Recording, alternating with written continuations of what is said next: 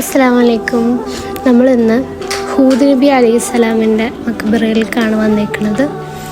ഇവിടെ നല്ല പാർക്കിംഗ് ഒക്കെ ഉണ്ട്.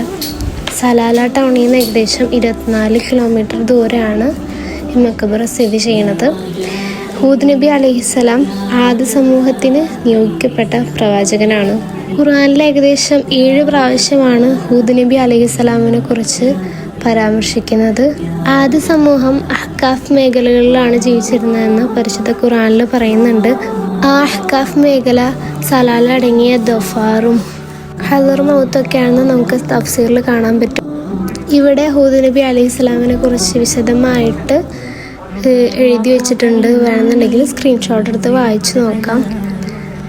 കണ്ട, അറബിക്കിലും ഇംഗ്ലീഷിലും അവർ എഴുതി വെച്ചിട്ടുണ്ട്. മാഷാ അല്ലാഹ്, ഇതാണ് ഹൂദ് നബി അലൈഹിസ്സലാമിൻ്റെ മക്ബറ. ഒരുപാട് ചരിത്രങ്ങളുണ്ട് ആദ്യ സമൂഹത്തിനെ പറ്റിയിട്ടും ഹൂദ് നബി അലൈഹിസ്സലാമിനെ പറ്റിയിട്ടുമൊക്കെ. അതിനെപ്പറ്റിയുള്ള ആയത്തൊക്കെയാണ് ഇവിടെ കൊടുത്തിരിക്കുന്നത്. ആദ്യ സമൂഹത്തിനെ അള്ളാഹു ശിക്ഷിച്ച സ്ഥലവും ഇവിടെ സലാലയിൽ തന്നെയാണ്. അതിൻ്റെ വീഡിയോ ഞാൻ വേറെ ഇടുന്നതായിരിക്കും.